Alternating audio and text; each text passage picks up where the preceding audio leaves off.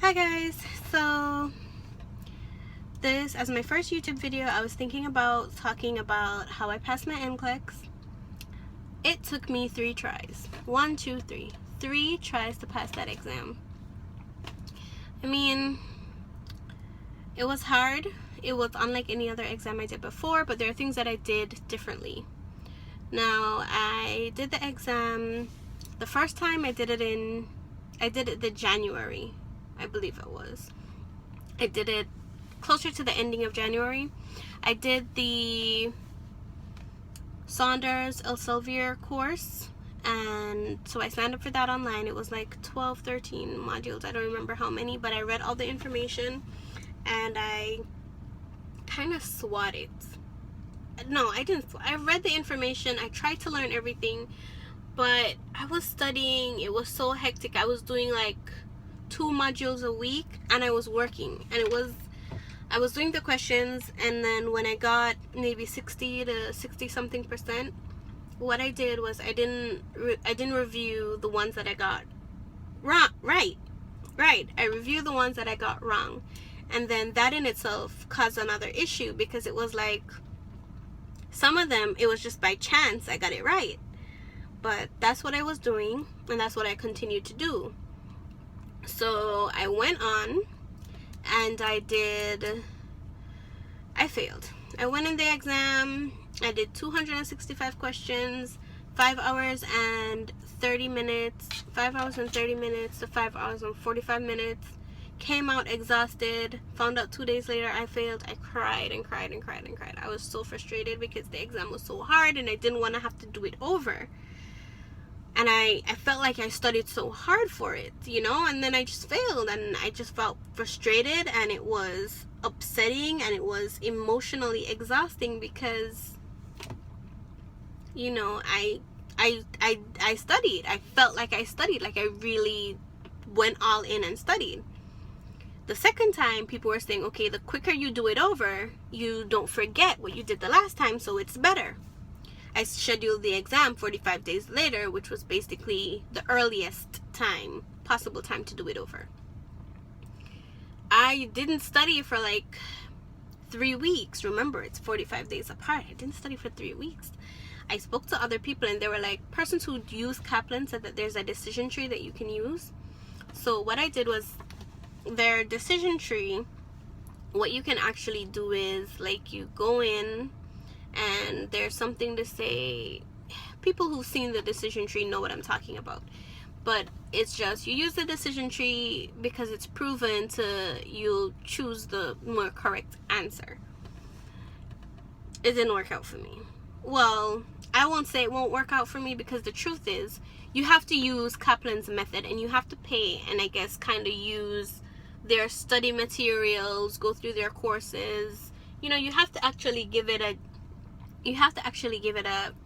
a genuine shot. You can't just take a piece and then use it like what I did. So in all fairness, it probably does work, but I didn't do it the way how it was supposed to be done, so therefore it wouldn't have worked for me.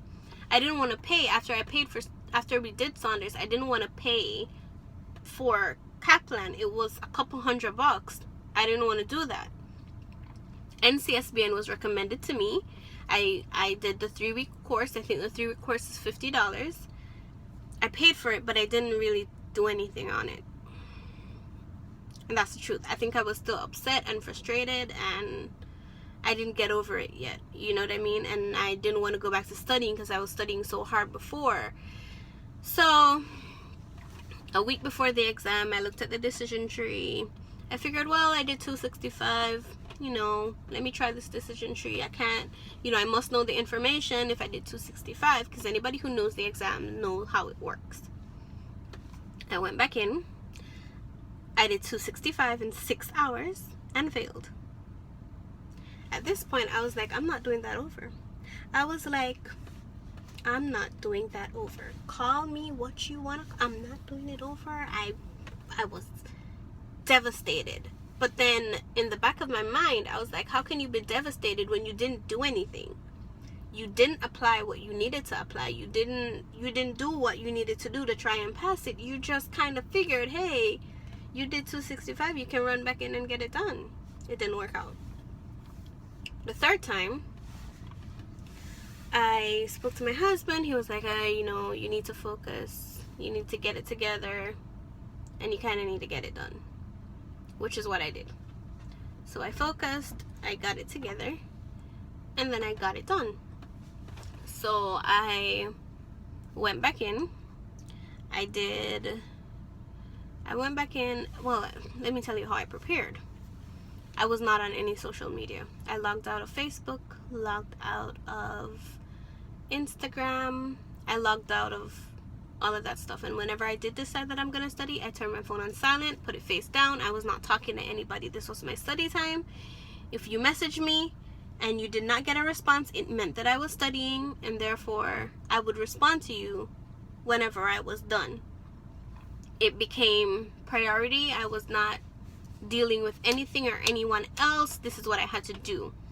I got up in the morning. I did about 10 questions. I started off slower because I spoke to other colleagues and they were like, you need to review the rationals whether or not you get it wrong. If you get it wrong, review it. If you get it right, review it. So that's what I did. If I got the questions right or wrong, I reviewed it. I made sure the reason why they got it wrong or they got it right, they got it wrong. I ensured that the reason why I was getting it right is because it's the same reason why, you know, they're rational. So I started to try to think like NCLEX, think in NCLEX land. And that's how I kind of, you know, got things moving and got it together better. So I did that. I started off, as I said before, 10 questions. Yeah, 10 questions. Not 10. About 40 questions a day. I continued. By the end of the week, I was up to maybe 50, 60. By the following week, I was up to 50 to 75. The end of that week, I was up to 100. By the other week, I was like 150. By the ending of that week, I was up to 200.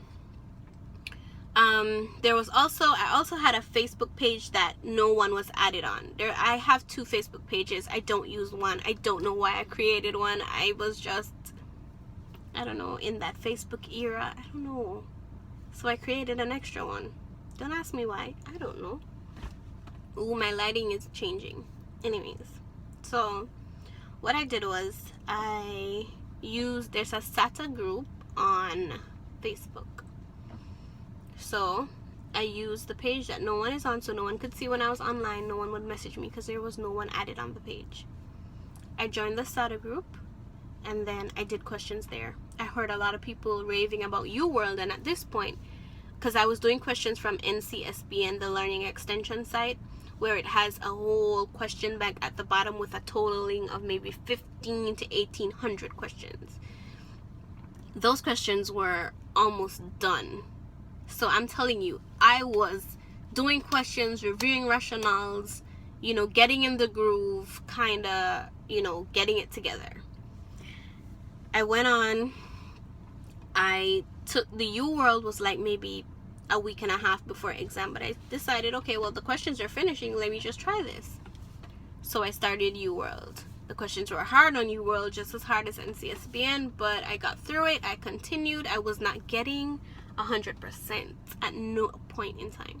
I was getting 75%, 80%, maybe 82, but I was reviewing the rationales, right and wrong. Even if I did a question that was similar before, I would still read it through. I did all of that for maybe 4 to 5 weeks before the exam. I think my study period was like 4 to 6 weeks, something like that, or 4 to 5 weeks. So I did non-stop studying for that period. I was studying up to 6 hours a day. I broke the time. I would study 2 hours, take a 30-minute break. Then I'd go back, study 2 hours, take a 30-minute. But in total, I was doing maybe 8 to 10 hours a day on my day offs, and maybe 6 hours on the day that I did work. On there may have been 2 days out of each week where I didn't study because I was maybe exhausted or tired, so I didn't. But then every day, literally, I would be studying, doing questions, reviewing rationales, making notes. You know, there was a cheat sheet that I used as well.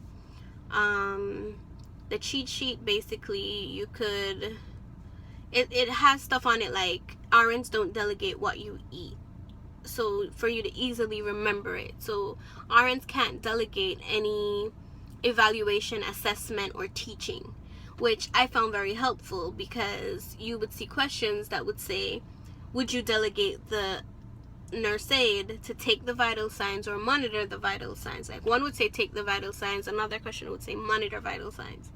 They can't monitor, you know, they can't assess.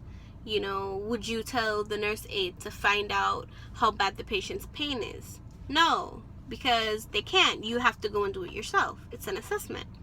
So based on that, I kind of learned those key elements, and that helped me a lot in the exam. I went in for the final time, did 75 questions, passed. I did 75 questions in maybe 2 hours, or 2 hours and 15 minutes, I think it was. Because I think I did 70 questions, my 2-hour break popped up, I took it, I came back, I did 5 more questions, and then it just turned blue, logged me out, and I was like, oh my god, what just happened? Did I fail? I was so crazy, because I was like, oh my god, it kicked me out of 75. What did I do wrong this time? And then 2 days later, I found out I passed. So I got a lot of SATA questions. It was just an exam. I don't know. It was hard.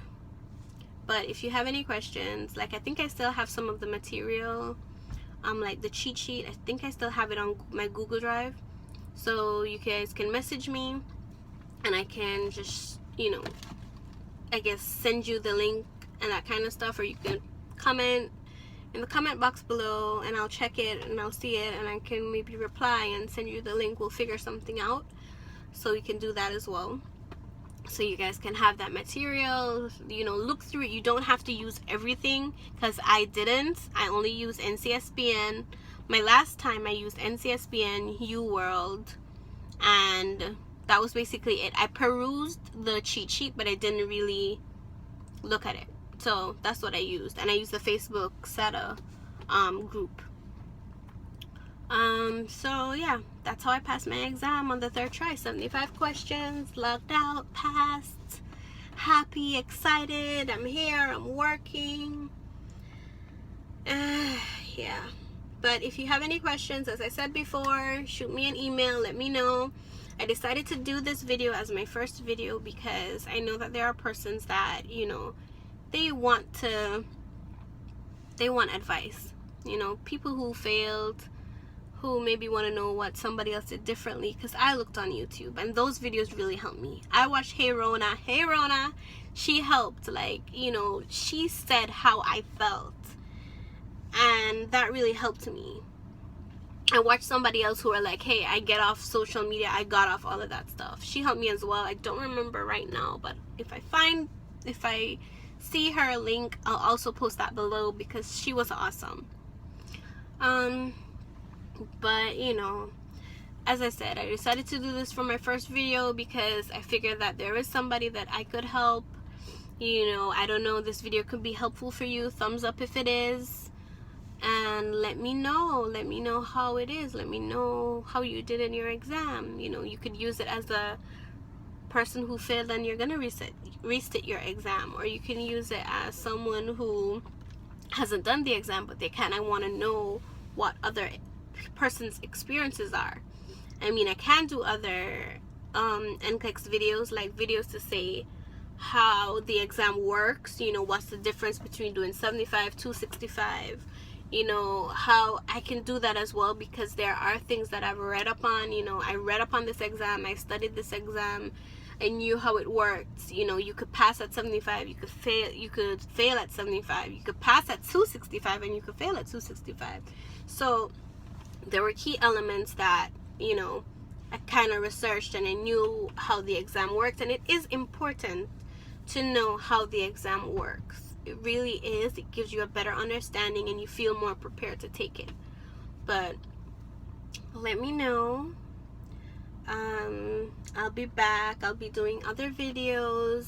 You know, we just bought a house, so I want to do like house decor videos. You know, I want to do hair videos, but let me know.